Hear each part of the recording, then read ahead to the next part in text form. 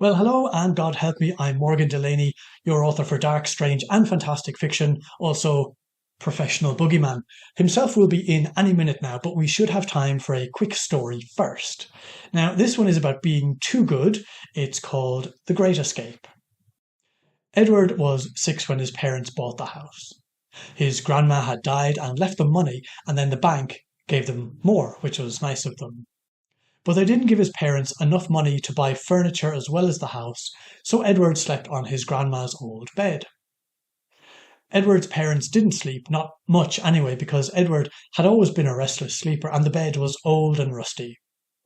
Its thin springs were exhausted and complained at his slightest movement.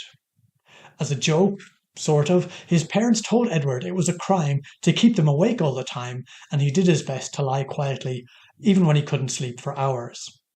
Otherwise, the police would come and take him away, and he didn't want that, did he? When Edward did fall asleep, he dreamed of being buried alive or of being tied down to railway tracks like in a cartoon. Sometimes he dreamed an enormous snail sat on his chest.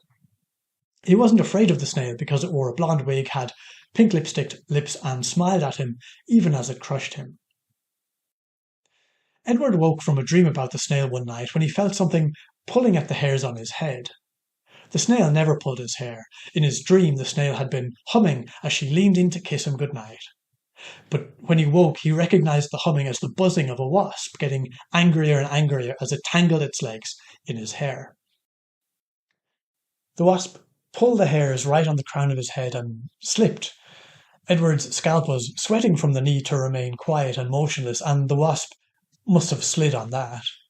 His scalp ached from the expectation that any second now it would sting him. Instead, it took another step, and that tickled. The tickle built up in his nose, then in his throat, then down his windpipe, and he knew he'd sneeze. He couldn't stop it. Perhaps he could catch the worst of it, though, and he carefully, oh so slowly, moved his arms up to muffle his sneeze without alerting the bed to the fact that he was moving. He prayed the wasp would fly away before he sneezed, but it just buzzed more and more angrily. It would definitely sting him when he sneezed, but if his parents knew he had tried to catch the sneeze, they might tell the judge he was a good boy when the police arrested him.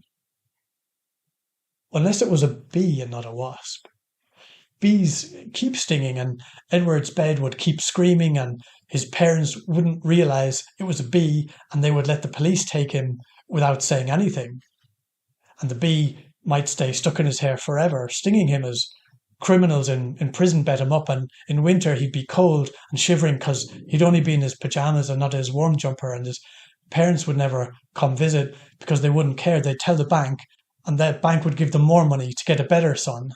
And the bee would keep stinging him and keep stinging him until he had holes in his skull, and then the snail would crawl out of his head and sit on him for real while criminals bet him up, and he shivered in the cold, and the bee stung him. Edward sneezed, and he didn't catch any of it. The sneeze was huge, and he shot out of the bed and out through the window before the bee could even sting him. He knew it hadn't stung him because he hadn't felt anything. He didn't need to open his eyes to check, so he didn't.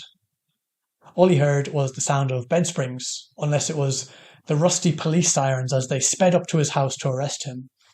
But Edward didn't care because he was flying through the night sky, the cool moonlight heavy on his closed eyelids, and it was bliss.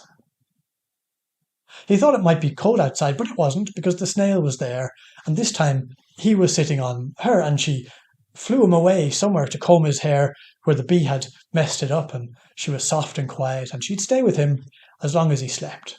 So Edward kept his eyes closed and flew through the night where the police would never even find him. He missed his parents already, but he doubted they missed him now that he was a criminal. All right, good night, sleep tight. Don't look in the wardrobe if you don't want a fright. Hello, is there someone there?